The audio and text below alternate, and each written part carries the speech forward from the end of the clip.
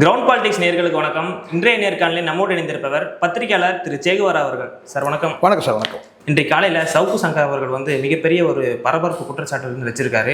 அதாவது டிவிக்கு ஆட்சியை கவுழ்க்கிறதுக்கு திமுகவும் அதிமுகவும் கங்கணம் கட்டிட்டு இருக்கிறதா சொல்றாரு. ஸோ நீங்கள் எப்படி பார்க்குறீங்க? ஏன்னா ஸ்டாலின் அவர்கள் கூட ஒரு 2-3 நாளைக்கு முன்னாடியே 3 மாதம் கூட இந்த ஆட்சி தாங்காது அப்படின்ற மாதிரி சொல்கிறாரு. நீங்கள் எப்படி பார்க்குறீங்க? இவருக்கு என்ன கவலை? சரி, அப்படியே கூட கவிழ்ந்து கூட போட்டோம் சார். அதை பார்த்துக்கிறதுக்கு அரசியல் ஆலோசகர்கள் இருக்கிறாங்க. முதலமைச்சருக்கு அந்த கவலை இருக்கணும். அதாண்டி அதில் இருக்கிற இன்னும் சில பேர் முக்கியவர் 2வது நபர்கள் இருக்காங்களே, குஷி ஆனந்த், ஆதவர்ஜுனா, நிர்மல்குமார், இன்னும் இருக்காங்க. அதை கடந்து அதுக்கு பின்புலமாக இருக்கக்கூடிய வியூக அமைப்பாளர் ஜான் ஆரோக்கியசாமி இருக்கிறாரு. இன்னும் பார்த்தீங்கன்னா இன்னும் சில பேர் இருக்கிறாங்க. ஸோ இவங்களுக்கெல்லாம் இல்லாத அக்கறை இப்போ இவருக்கு என்ன பிரச்சனை? நேற்றைக்கு தானே ஒரு கதை சொன்னாரா சார்? நேற்றைக்கு தானே ஒரு பேய் கதை சொன்னார். என்ன கதை சொன்னாருன்னா, என்னை கொலை செய்கிறதுக்கு மும்பையில் ஆள் ஏற்பாடு பண்ணியிருக்கிறாங்க. எனக்கு சொன்னது டெல்லியில் உளவுத்துறை அதிகாரி. கொலை செய்யறதுக்கு ஏற்பாடு பண்ணது யாருன்னா இங்கே இருக்கிற ஒரு ஐபிஎஸ் ஆஃபீஸர். அப்படி தானே சொன்னார். அது ஒரு கதையாச்சா? இன்றைக்கி என்ன புது கதை? இது ஏற்கனவே பேசப்பட்ட கதை தானே. ஆட்சியை கவிழ்க்கிறதுக்கு ஏற்பாடு பண்ணுறாங்க, போகிறாங்க, வராங்கன்னு இதெல்லாம் கடந்த காலத்தில் பேசப்படுது தான். இன்றைக்கி என்ன திடீர் அசைன்மெண்ட்டு? இரவு நேரத்தில் திடீர்னு யாராவது ஒரு அசைன்மெண்ட் கொடுத்துட்டாங்களா? இப்போ இது ஒரு சொல்ல வேண்டிய அவசியம் என்ன? இப்படி ஒரு பரபரப்பாக ஒன்றும் பரபரப்பு எதுவும் ஆகலை. பட் என்ன, எதுக்கு இப்போ இந்த பேச்சு? ஒரு விஷயம் நல்லா புரிஞ்சுங்க. ஆட்சியை கவிழ்க்கிறதும் கவிழ்க்காமல் பார்த்தீங்கன்னா இந்த 5 ஆண்டு காலம் நிறைவு செய்கிறது யாருக்கிட்ட இருக்கணும்? என்னுடைய அனுபவத்தில் நான் சொல்கிறேன். ஆட்சியை கவிழாமல் இதை கடத்தி கொண்டு போகிறதுனா அது பார்த்தீங்கன்னா முதலமைச்சர்கிட்ட விஜய்கிட்டையும் விஜய் சார்ந்து இருக்கக்கூடிய நான் சொல்லக்கூடிய அந்த நபர்கள் இருக்கிறாங்க இல்லையா, அவங்கக்கிட்ட தான் இருக்குது.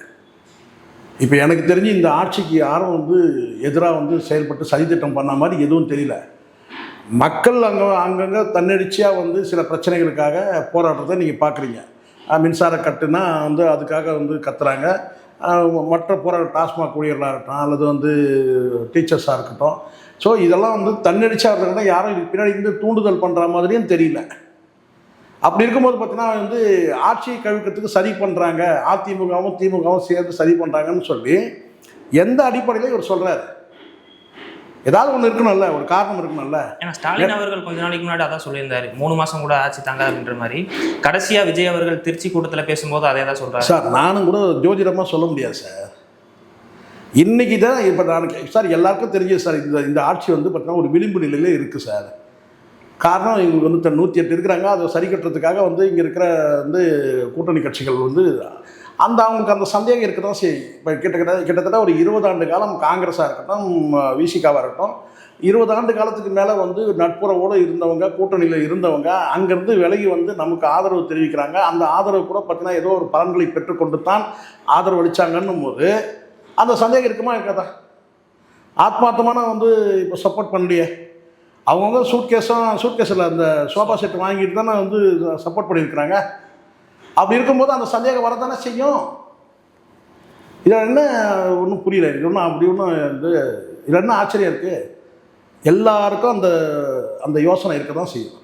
இவங்க அதாவது தன்னார்வத்தோடு நமக்கு ஆதரவு தெரிவிக்கலை, உள்ளன்போடு ஆதரவு தெரிவிக்கலை. நம்ம வாங்கியிருக்கிறோம். பர்ச்சேசிங் தான்.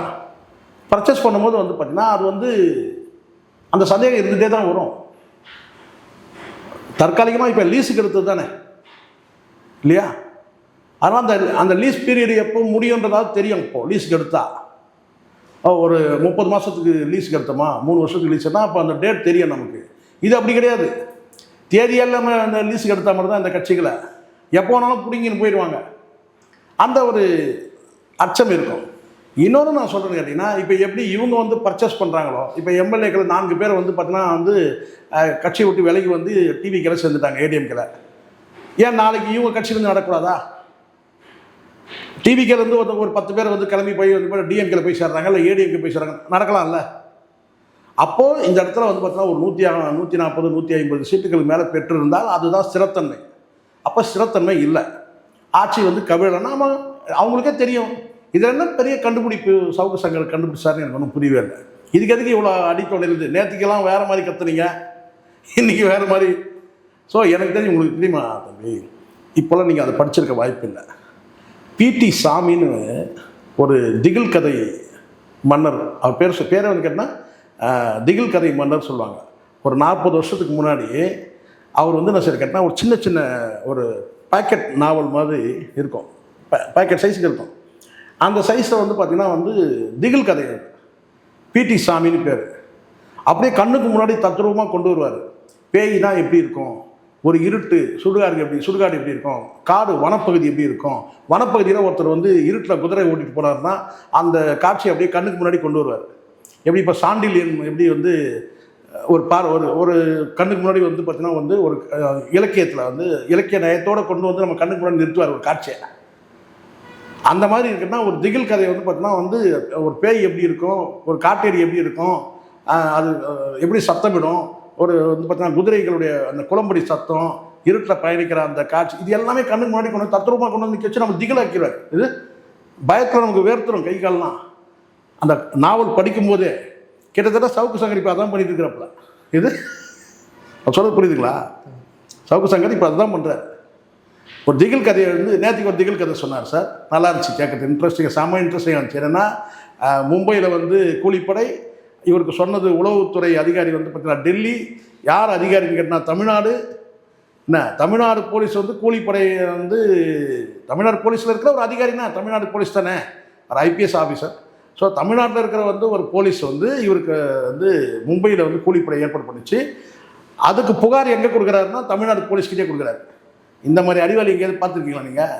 உள்ளபடியே என்ன செய்யணும், நீதிமன்றத்தில் ஒரு பெட்டிஷன் போட்டு, ஐயா என் உயிருக்கு ஆபத்து, இந்த மாதிரி நடந்திருக்கு, ஏற்பாடு பண்ணதே ஒரு போலீஸ் ஐபிஎஸ் ஆஃபீஸர், எனக்கு வந்து சிபிஐலேருந்து எனக்கு வந்து விசாரணைக்கு உத்தரவிடுங்க, எனக்கு வந்து சென்ட்ரல் கவர்மெண்ட் வந்து பார்த்தா வந்து இராணுவம் ஏந்திய ஒரு படை எனக்கு கொடுங்க, Z+ ஏதோ சொல்கிறாங்க இல்லையா, அது மாதிரி கொடுங்கன்னு சொல்லி இந்நேரம் வந்து நீதிமன்றம் தானே போய் கேட்கணும். போலீஸ் அதிகாரியே ஐபிஎஸ் அதிகாரியே உங்களை வந்து கொலை பண்ணுறதுக்கு மும்பையில் இருக்க ஒரு கூலிப்படையை ஏற்பாடு பண்ணுறாரு. அப்போ நீங்கள் என்ன செய்வீங்க? உள்ளபடியே சீரியஸாக இருந்தா இந்நேரம் நீதிமன்றத்தை போய் முறையிட்டு கதறணும்ல, எனக்கு வந்து சிபிஐ கொடுங்க, இராணுவத்தை கொடுங்க. இப்போ புரியுதா சார்? அதுவும் வந்து ஒரு ஏன் இதெல்லாம் பண்ணுறாருன்னு நினைக்கிறீங்க? எதுக்குன்னா இவருடைய விருப்பத்துக்கு ஆட்சி நகரம்னு நினைக்கிற ஒரு விஷயம் நல்லா தெரியும் தம்பி. இப்போ எனக்கு இந்த ஆட்சி மீது எனக்கு டிஃப்ரெண்ட் ஒப்பீனியன் இருக்கும். அந்த ஒப்பீனியனை வந்து பார்த்தீங்கன்னா நான் சொல்லலாம். என்ன சொல்லணும்னு கேட்டால், இதை செய்தால் நல்லாயிருக்கும்னு நான் ஒரு யோசனையாக சொல்லலாம். நம்ம ஊடகத்தில் இருக்கிற சுதந்திரத்தின்படி நம்ம சொல்கிறோம், மீடியா ஃப்ரீடம்னு ஒன்று இருக்குல்ல. அப்போ அந்த இடத்துல சொல்லலாம், இந்த ஆட்சியில் இந்த குறைகள்லாம் இருக்குது, இதெல்லாம் நிவர்த்தி பண்ணணும்னா ரொம்ப கஷ்டம். இப்போ எல்லா இடத்துலையும் மின்வெட்டு நடக்குது, எல்லா இடத்துலையும் வந்து பிள்ளைகள் வந்து மிட் நைட்டில் வந்து குழந்தைகள், பச்சிளம் குழந்தைகள், அதை தாண்டி வந்து பார்த்தீங்கன்னா வந்து வயசில் பெரியவங்க, அதாவது மூத்தவங்க, இவங்கெல்லாம் அவதியில் இருக்கிறாங்க. மருத்துவமனையில் சில உபகரணங்கள் வந்து செயல்படாமல் போயிடுது. அதெல்லாம் இந்த மிட் நைட்டில், அதாவது குறிப்பாக வந்து மின்சாரத்தை கட் பண்ணுறது மிட் நைட்டில் பண்ணும்போது பலவிதமான சிக்கல் உருவாகுது அப்படின்னு சொல்லி நம்ம வந்து இதை தவிர்த்துக்க பார்க்கணும். என்ன இந்த அரசுக்கு அவப்பேர் தான் அப்படின்னு நம்ம சொல்லலாம். சரிங்களா சொல்லுது? ஆனால் வந்து இது மாதிரி பல விஷயங்கள் நம்ம சொல்லலாம். ஆனால் அது எத்தனையும் நீங்கள் வந்து பார்த்தீங்கன்னா வந்து உத்தரவு மாதிரி போட்டு நீங்கள் செயல்படுத்துங்கன்னு நம்ம ஆர்டர்ஸ் போட முடியாது. இந்த மாதிரி எவ்வளோ சிக்கல் இருக்குது. இப்போது நீதிமன்றம் வந்து ஒரு கருத்து தெரிவிக்குது. அந்த கருத்துப்படி வந்து பார்த்தீங்கன்னா ஐபிஎஸ் ஆஃபீஸர் வந்து அருண் வந்து இந்த குறிப்பிட்ட ஒரு பகுதி அந்த டிபார்ட்மெண்ட்டில் பணியாற்றத்துக்கு அவருக்கு வந்து தகுதி இல்லை அப்படின்னு வந்து ஒரு நீதிமன்றம் வந்து உத்தரவு போடல, கருத்து சொல்லுது. இங்கே நீதிமன்றம் உத்தரவு வேறு, கருத்து வேறு. நீதிமன்றம் வந்து ஒரு ஆர்டர்ஸ் வந்து பாஸ் பண்ணுறதுன்னா அதை நீங்கள் ஃபாலோ பண்ணி ஆகணும், அரசு ஃபாலோ பண்ணணும். ஆனால் அதே ஒரு கருத்தாக சொல்கிறாங்கன்னு வச்சுங்களேன், ஒரு கருத்து சொன்னாங்கன்னா அது வந்து பார்த்தீங்கன்னா நீங்கள் ஃபாலோ பண்ணலாம், இல்லை பண்ணாமல் விடலாம். ஐயோ நீதிமன்றம் வந்து நீதியரசர் ஒரு கருத்தை சொல்லியிருக்கிறாருப்பா, சரி அது நல்ல விஷயம்னா அதை எடுத்துக்கலாம்ப்பா அப்படின்னு நினைக்கிறது வேறு. ஆனால் உத்தரவு போட்டால் நான் ஃபாலோ பண்ணுறேன், நீ வந்து உத்தரவு கிடையாது. அதுவும் சில நேரங்களில் நீதிமன்றத்தில் நீதியரசர் கூட வந்து பார்த்தீங்கன்னா என்ன வாயில் வருதோ அது பேசுகிறாங்க சமயத்தில். ஆனால் அது எதுவும் தப்பாக போனது கிடையாது. ஆனாலும் வந்து இந்த காக்ரோச் விஷயம் என்னாச்சு, ஒரு உச்சநீதிமன்ற நீதிபதி வந்து தலைமை நீதிபதி ஒரு கருத்தை சொல்ல, அது சொன்ன விஷயம் சரி, இந்த யங்ஸ்டர்ஸ் வந்து எனி டைம் வந்து இந்த செல்ஃபோனை நோண்டிகிட்டே இருக்கிறாங்கன்னு சொல்கிறது கரெக்டு. ஆனால் அதுக்கு ஓமைப்படுத்தும் போது கரப்பாம்பூச்சி மாதிரின்னு சொல்லும் போது இப்போ அந்த கரப்பாம்பூச்சி ஸ்ட்ராங் ஆயிடுச்சு இல்லையா, தனி பார்ட்டியாகவே ஆரம்பிச்சு, அது தனி பார்ட்டி ஆயிடுச்சு. இப்போ புரியுதுங்களா? அதுதான் இங்கே பிரச்சனை நடக்குதுன்னா, நீதியரசர் சொல்ல வந்த விஷயம் சரியாக இருக்கலாம், பெரும்பாலும் யூத்துக்கு எனி டைம் இந்த செல்ஃபோனை நோண்டிக்கிட்டே இருக்கிறாங்க அப்படின்னு சொல்கிறது வேறு. கரப்பாம்பூச்சி மாதிரி நோண்டிகிட்டே இருக்கிறாங்கன்னு சொன்னது தான் இப்போ பிரச்சனை ஆயிடுச்சு. அந்த மாதிரி கருத்து சொல்லும்போது சில நேரத்தில் நீதியரசர்களும் வந்து பார்த்தீங்கன்னா கொஞ்சம் லிமிட்டை தாண்டி பேசிடுறாங்க தான். ஆனால் அதையே நீங்கள் பிடிச்சிக்கிட்டீங்கன்னா நீதிமன்றம் சொல்லிச்சு அருண் ஐபிஎஸ் எப்படி நீங்கள் விஜிலன்ஸில் போடுவீங்க, அப்படி போட்டு நீங்கள் டார்ச்சர் கொடுத்தீங்கன்னா நீங்கள் அரசுக்கு, அப்புறம் அடுத்த கட்டம் அவங்க என்ன செய்வாங்க? அப்பா இவர் வாயை மூடுறது எப்படிப்பா, சவுக்கு சங்கர் வாயை மூடுறது எப்படி, அப்புறம் அதுக்கான அந்த ரூட்டில் பயணிப்பாங்க. நமக்கு வந்து அந்த மாதிரி ஒரு எண்ணத்தில் நம்ம சொல்லலை. சவுக்கு சங்கரத்துக்கு ஜெயிலில் வைங்க சிறையில் வைங்கன்னு சொல்கிறதுக்கு நம்ம யார், நம்ம சொல்லலை. பட் இது இப்படி தான் போகும். ஸோ அந்த ஈகோ கிளாஷை விட்டுணும். ஈகோ கிளாஷை விட்டுட்டு நீங்கள் நார்மலுக்கு வாங்க ஃபஸ்ட்டு. நீங்கள் இன்னும் அந்த வன்மம் வந்து சவுக்கு சங்கர்கிட்ட போகல. பழி தெரியும் சார், நல்லா ஒன்று பிடிச்சார். நம்ம வாழ்க்கையில் உயரணும்னு சொன்னால் இந்த பழி வன்மத்தை விட்டுருணும் சார். எப்போவுமே நம்ம உயரணும், வாழ்க்கையில் நம்ம இருக்கிற ஸ்டெப்பை தாண்டி நம்ம போகணும்னு சொன்னால் நிறைய நம்மளுடைய வாழ்க்கை முழுவதும் நீங்கள் பார்த்தீங்கன்னா நிறைய எதிரிகள் வருவாங்க சார். அவங்கள அத்தனை பேரும் நீங்கள் வந்து பார்த்தீங்கன்னா வந்து ஜெயிக்கணும், பழி தீக்கணும்னு நீங்கள் நினைக்கவே கூடாது. உங்கள் வாழ்க்கை வந்து பார்த்தீங்கன்னா நெறிக்கட்ட மாதிரி குறுகிய வட்டத்தில் நின்றோம். போடான்னு சொல்லி கடந்து போகணும், அவனை தாண்டி போகணும். புரியுங்களா? அது ரொம்ப தப்பான விஷயம். என்னன்னு கேட்டால், ஐயோ இவன் நமக்கு இதை பண்ணிட்டானா இவனை அடுத்து பழி தீர்த்தணும், இவனை விடக்கூடாது. இன்னும் சவுக்கு சங்கருக்கு அந்த உணர்வு இருக்குது. இந்த அதிகாரி நம்மளை இப்படி பண்ணா, அது பண்ணா, இது பண்ணா, கடந்து போயிடணும் சார். நம்ம போகக்கூடிய தூரம் இன்னும் எங்கேயோ இருக்குது. ஒரு கட்டத்தில் அவங்களாம் அண்ணாந்து பார்ப்பாங்க, ஐயோ இவரான்னு. என்னை கேட்டால் வந்து பார்த்தோன்னா இந்த சக்தியெல்லாம் வந்து இப்படி விரயமாக்கிறது ஆக்கப்பூர்வமாக செயல்பட்டுருக்கலாம். நீங்கள் தான் இவ்வளோ பெரிய வித்வான், நீங்கள் பெரிய அறிவாளி, அரசியல் ஞானி, பல பேருக்கு ஆலோசனை சொல்கிறீங்க. நீங்கள் இந்நேரம் வந்து பார்த்தீங்கன்னா ஒரு வலிமையான வந்து பார்த்தீங்கன்னா வந்து இதே ஊடகத்திலே நீங்கள் உங்கள் வலிமையை காட்டியிருக்க முடியும். ஆனால் எல்லாத்தையும் விட்டுட்டு சும்மா வந்து ஒரு குறிப்பிட்ட அதிகாரியை வச்சு நீங்கள் நோண்டிக்கிட்டே இருக்கீங்க. அவர் வந்து 60 வயசு முடிஞ்சு அவர் ரிட்டையர் ஆக போகிறாரு.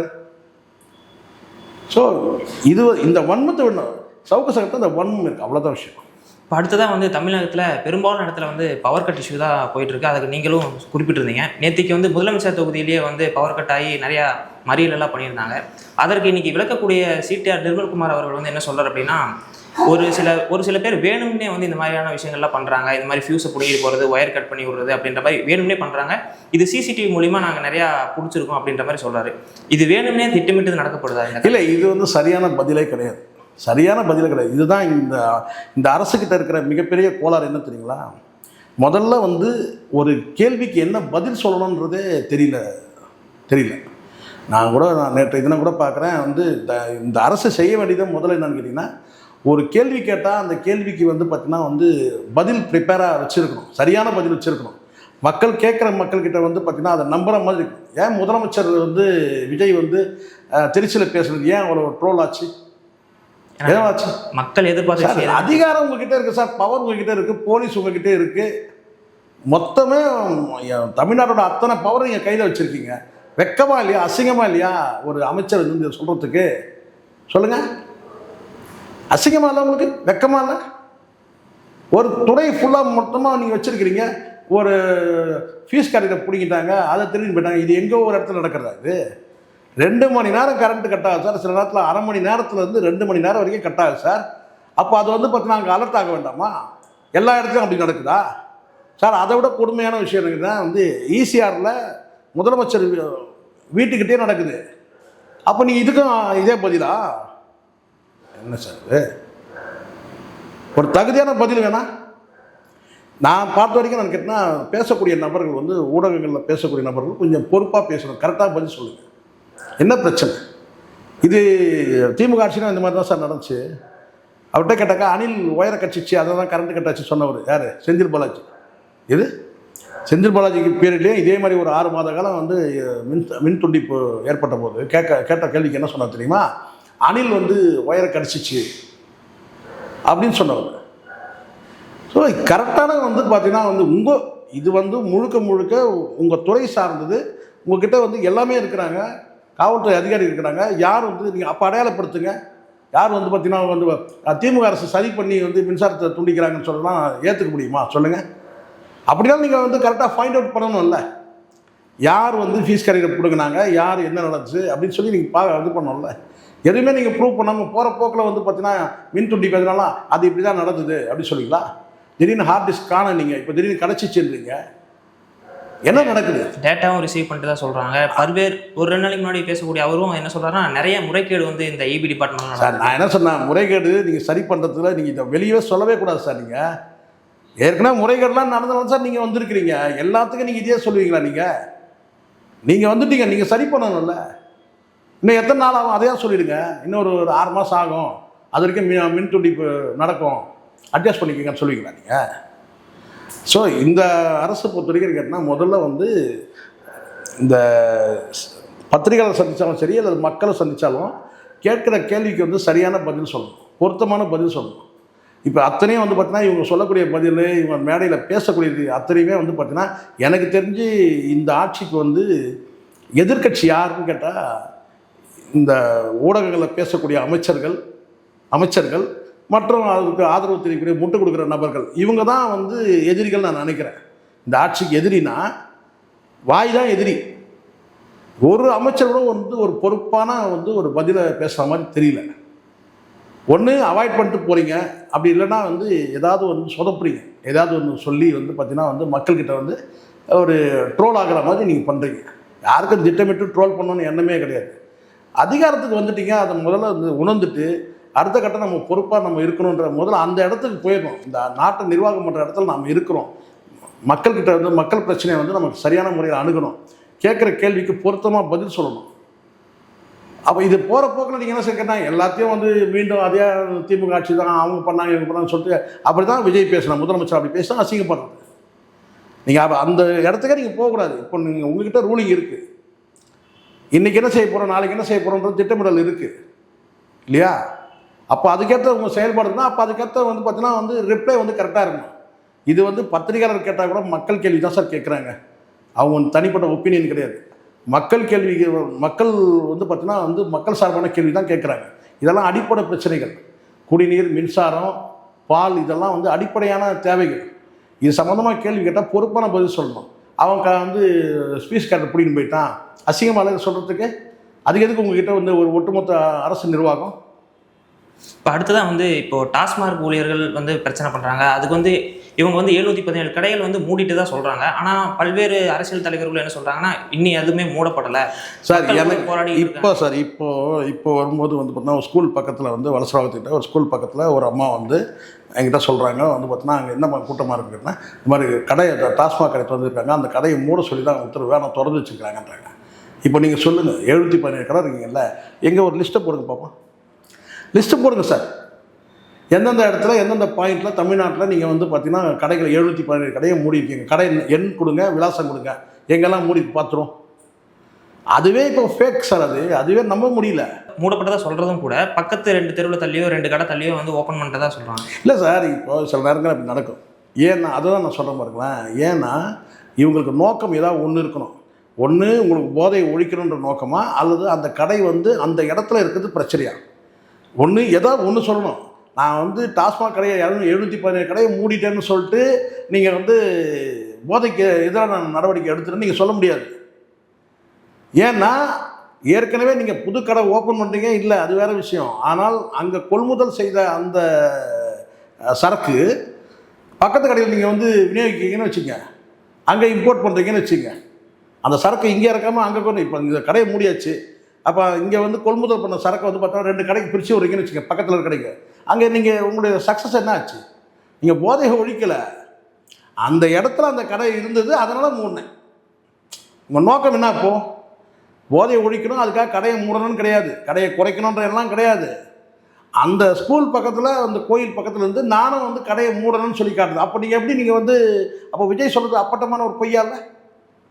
நான் வந்து டாஸ்மாகை மூடிட்டேன் அப்படின்னு சொல்கிறீங்கல்ல, எங்கே மூடினீங்க?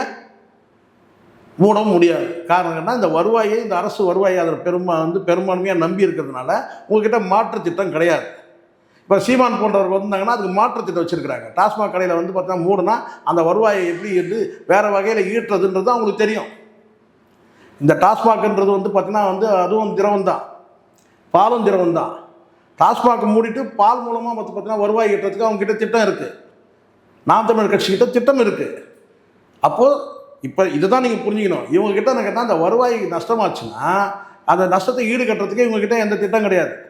எப்படி ஆல்டர்னேட், எப்படி லாஸ் ஆகக்கூடிய வருமானம் அல்லது இழக்கக்கூடிய வருமானம், இந்த கடைகளை மூடும்போது இழக்கக்கூடிய அந்த வருமானம் எப்படி வேறு வகையில் வந்து அரசுக்கு வரும்? அப்போ அது நாம் தமிழர் கட்சிக்கிட்ட வந்து பார்த்தீங்கன்னா அவங்ககிட்ட வந்து அந்த தற்சார்பு பொருளாதாரம் பற்றி அவங்க தெளிவாக இருக்கிறாங்க, ரொம்ப தெளிவாக இருக்கிறாங்க. உங்ககிட்ட அது கிடையாது. அதனால் நீங்கள் என்ன செய்றீங்க கேட்டால் வந்து நானும் கடையை மூடிட்டேன்றீங்க. இப்போது நான் சொல்கிறேன் கேட்டால் இப்போது ஆந்திராவில் இருக்க முதலமைச்சர் போய் கல் குடிக்கிறாரு.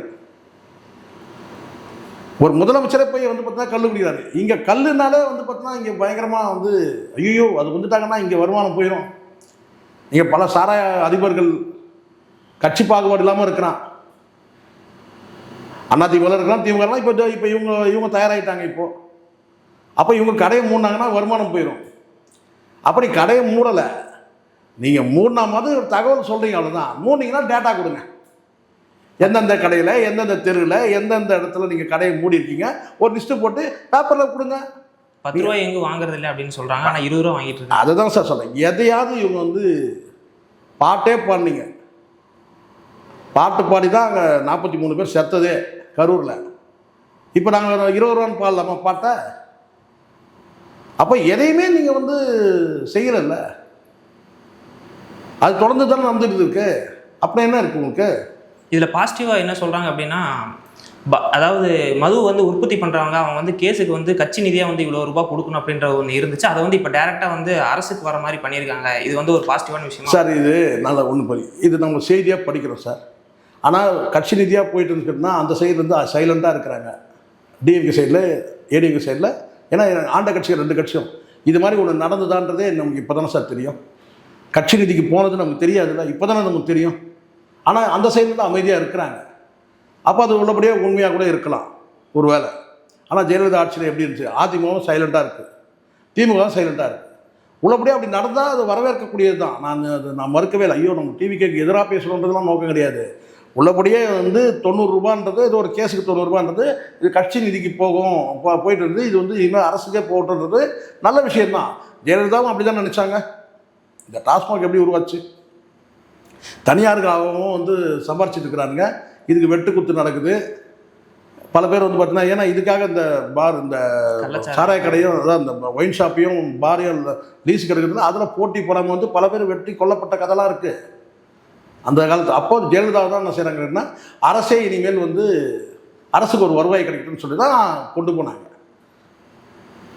அரசு டாஸ்மாக்னு ஒன்று உருவாச்சு. இப்போ நமக்கு ஒரு செய்தி வருது, அது உள்ளபடியே நான் வந்து பார்த்தா அது சரியான செய்தியாக இருந்தால் அதை நம்பலாம். ஆனால் அதுவும் இந்த 717 கடை மாதிரி இருந்தால் நம்ம எப்படி நம்ப முடியும்? எது உண்மைன்றது தெரியல. அப்போ இவங்களும் அமைதியாக இருக்கிறாங்க, அதிமுகவும் திமுகவும் அமைதியாக இருக்குது. இந்த மாதிரி ஒரு செய்தி வந்து வருது இருக்குன்னா வந்து ஒரு கேஸுக்கு வந்து 90 ரூபா வந்து கட்சி நிதிக்கு போயிட்டு இருந்தது, இது வந்து இப்போ வந்து அரசுக்கே போகணும்னு சொன்னால் அது நல்ல முடிவு, அது வரவேற்க வேண்டிய முடிவு தான். அது மூலமாக ஒரு வருவாய் கிடைக்கிது தானே. ஆனால் நம்ம என்ன நினைக்கிறோம்னா மொத்தமே இந்த டாஸ்மாகை வந்து ஒழிக்கணுன்றது தானே முடிவு. ஒட்டுமொத்தம் அந்த டாஸ்மாகே இருக்கக்கூடாதுன்றது தானே முடிவு. அது செய்யணும்ல. அது மூலமாக வருவாய் எப்படி இருந்தாலும் நஞ்சு தானே, அது விஷம் தானே. அந்த விஷமே கூடாதுன்னு தான் முடிவு. இல்லை அந்த விஷத்தில் இருக்க அந்த அட்டைப்பெட்டி அது வந்து பார்த்தீங்கன்னா அதோட வருமானம் வந்து அரசுக்கே வரட்டும்னா அட்டைப்பெட்டி எதுக்கு? அந்த விஷத்தை மூடுறது தானே, அந்த பாட்டில் மூடுறது தானே. அந்த பாட்டிலே வேணாம் நம்ம சொல்லிட்டு இருக்கிறோம். ஸோ அதனால் இது வந்து பார்த்தீங்கன்னா இது உள்ளபடியே நான் வந்து ஒரு யோசிக்கிறேன்னு நேற்று நான் படிச்சிருக்கேன் யோசிக்கிறேன். இந்த சைடில் ஏதாவது ஒரு அப்ஜெக்ஷன் வரும், இல்லை ஏதாவது இது உண்மைதானா இதுன்னு கேட்டால் சைலண்ட்டாக இருக்கிறேன். திமுக சைடும் அதிமுக சைடும் சைலண்ட்டாக இருக்கிறாங்க இப்படி ஒரு செய்தி வரும்போது. பார்க்கலாம் சார், நிறைய விஷயம் நம்மளோட பகிர்ந்துட்டீங்க. நன்றி. நன்றி சார்.